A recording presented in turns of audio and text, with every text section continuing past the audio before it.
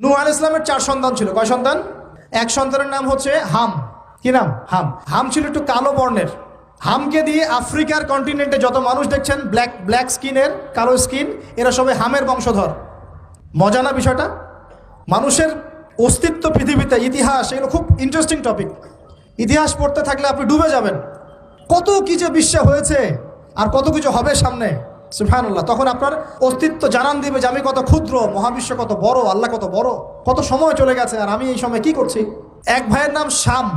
এই শামকে কেন্দ্র করে এই আরবের যে মানুষগুলো আছে, আরব, অ্যারাবিয়ান, এরা শামের বংশধর।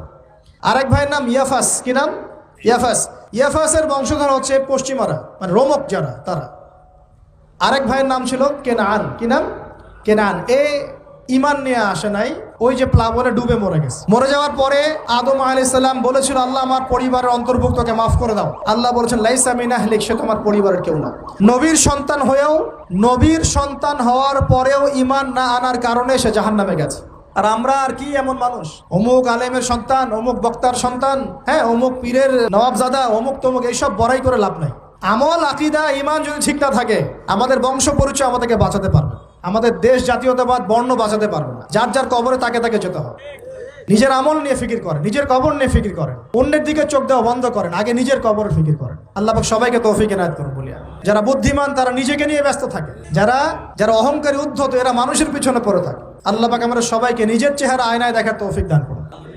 নূহ আলাইহিস সালামের যুগ চলে গেল, 950 বছর দাওয়াত দেওয়ার পরে এই পরিণতি হয়েছে। এরপরে আসছে ইব্রাহিম আলাইহিস সালামের সময়। আল্লাহ পাক তাকে উদ্ধার করেছেন, অগ্নি পরীক্ষা থেকে বাঁচিয়েছেন, নমরুদকে আল্লাহ পাক ধ্বংস করেছেন। আল্লাহ পাক এরপরে এনেছেন আদ জাতির হুদ আলাইহিস সালাম এবং তার অনুসারীদেরকে আল্লাহ পাক বাঁচিয়েছেন, বাকিদেরকে ধ্বংস করে দিয়েছেন ঝড় দিয়ে, বায়ু প্রবাহ দিয়ে। সামুদ জাতি এসেছে, সামুদ জাতিকে আল্লাহ পাক ধ্বংস করেছেন বজ্রপাত দিয়ে, বিদ্যুৎ দিয়ে। আর সালেহ আলাইহিস সালাম এবং তার অনুসারীদেরকে বাঁচিয়ে দিয়েছেন। ফেরাউনের যুগ এসেছে, আল্লাহ পাক মূসা আলাইহিস সালাম এবং বনু ইসরাইলকে বাঁচিয়েছেন, ফেরাউনকে ডুবিয়ে মেরেছেন লোহিত সাগরে। ঈসা আলাইহিস সালামের যুগ আসছে, একই সুন্নাত। ঈসা আলাইহিস সালামকে আল্লাহ পাক শুধু রক্ষাই করেন নাই, নিজের কাছে উঠিয়ে নিয়েছেন, সুবহানাল্লাহ। তিনি আবারও আসবেন পৃথিবীতে ইনশাআল্লাহ। যতদিন না তিনি আসছেন এবং এই পৃথিবীতে 40 বছর রাজত্ব না করছেন, কিয়ামত হবে না ইনশাআল্লাহ। যতদিন পর্যন্ত ঈসা আলাইহিস সালাম আবার ব্যাক না করছেন এবং এই জেরুজালেম থেকে সারা বিশ্বে খিলাফা কায়েম না করছেন, 40 বছর শাসন না চালাচ্ছেন, কিয়ামত হবে না ইনশাআল্লাহ। এটা সামনে অপেক্ষা করছে। এবং নবী সাল্লাল্লাহু আলাইহি ওয়াসাল্লামের যুগে আবু জাহেল, আবু লাহাব, উতবা, সাইবাদেরকে আল্লাহ পাক ধ্বংস করেছেন।